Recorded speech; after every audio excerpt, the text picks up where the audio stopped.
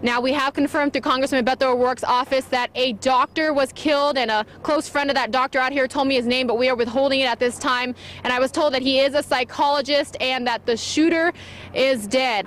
These B-17s used to house 10 airmen back in the 1940s. One of them will be crouched in the fetal position down here for up to 8 to 12 hours. Good evening. I have been timing this route since we left the REMCON station. The entire Mesa corridor is expected to take 30 minutes. As of right now where we are, we're at the final Brio stop. People I spoke with say that they have to share this well in a neighbor's backyard, and they're not even sure of exactly what the plans are to bring water and wastewater services here.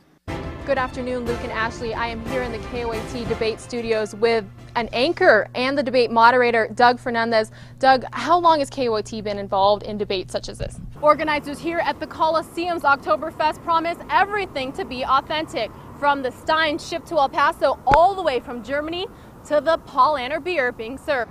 Now, a lot of people that I spoke to today are wondering why there isn't any railing on this side of Diana Drive for cars heading north. I did reach out to El Paso Water Utilities, and I'll have their response coming up on ABC 7 at 6. Reporting live in Northeast El Paso, Pilar Arias. How would you like to walk down the steps of your brand new downtown apartment and just hundreds of feet to Southwest University Park to catch a Chihuahuas game? I'm Pilar Arias here about the possibility of a brand new downtown complex next. Pilar.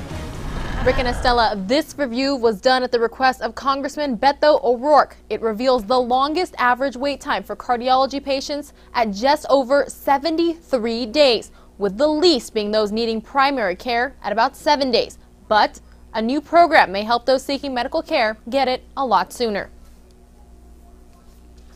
I waited 6 months for an appointment, and then I had that appointment canceled or rescheduled for another 3 or 6 months down the line. I give up.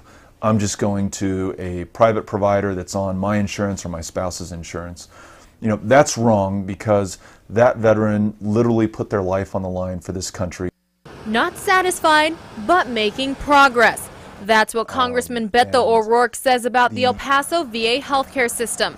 We're acknowledging now that the VA just cannot get the job done for every veteran. And so for those who can't get in to be seen, we want to make sure they have a choice to be seen somewhere else in the community at large. With 41,000 veterans enrolled and 30,000 actually receiving care at El Paso facilities, O'Rourke hopes the new Veterans Choice program helps provide better access to care.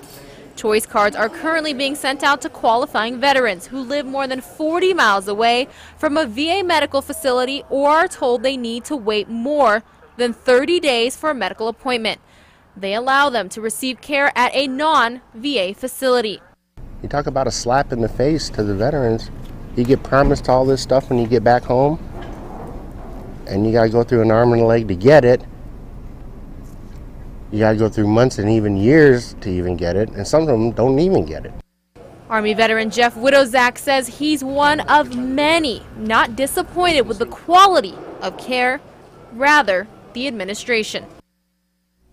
So far, I've learned University Medical Center and its neighborhood health care centers are participating in the choice program through referrals from a company called Tri-West. The VA OIG report reveals the longest wait times are for the cardiology, urology, and orthopedic clinics. The shortest are in the psychiatry, psychology, and primary care clinics. 11 recommendations, most of them relating to provider productivity, were given to the new director, Peter Dancy. I have all the info you need about the choice program already on KVIA.com. Back to you. Wasted youth. It's a shame. It's a tragedy.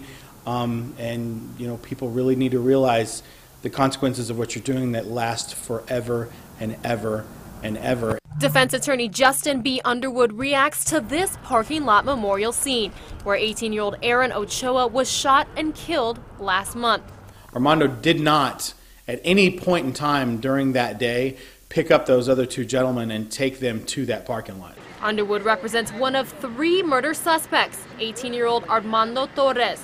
Court documents accuse Torres of driving the 2 alleged shooters away from the scene on Rio Grande and Stanton. Underwood says the other suspects, 19-year-old Miguel Bigovtia and 17-year-old Gustavo Valencia, got into Torres' SUV without his client even realizing what had happened. Told them, I don't want anything to do with this. You guys, what are you doing? In my opinion, it took a lot of guts for him to tell two armed men who just committed what they committed to get out of his vehicle. And they got out of the vehicle 2 or 3 blocks later. An arrest affidavit says that 18-year-old victim Ochoa at least knew one of the shooters and had an argument with him just a short time before this happened. Underwood says his client and the victim grew up together, and Torres, who is charged with murder, sits, quote, scared to death in a jail cell, waiting to hear if his bond will be reduced and when and if he'll be formally indicted by a grand jury. Rick, it's a much calmer scene out here this evening after investigators spent all day here checking for city building code violations. As you can see behind me, police are preparing to lock up the Gateway Hotel for good.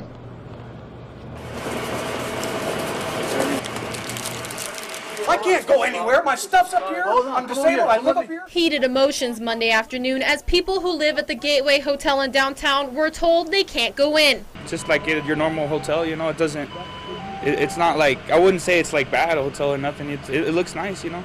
I mean, the conditions have been pretty good for my standards, you know. Leland Wilkinson was living at the hotel while he looks for a job. He says he paid $390 a month for a single room with a bed and a bathroom.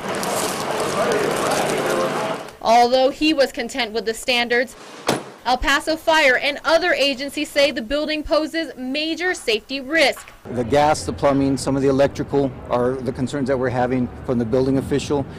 Egress concerns are some of the biggest concerns from the fire department, as well as the integrity of some of the fire protection systems. David Gamble has lived in the hotel for 5 years and describes the people who live there. Yeah, there's quite a lot of people in here. Most of us are all retired from one thing or another. Nobody works, you know, so, I mean, you know, they have bad ones in here and good ones, you know. Now, Adult Protective Services and the Homeless Coalition are doing everything they can to help relocate the people who lived at the Gateway Hotel.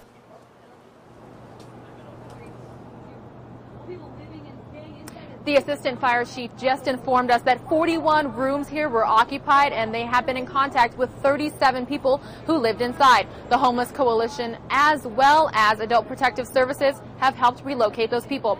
Reporting live in downtown El Paso, Pilar Arias, ABC 7. Pilar, thank you very much.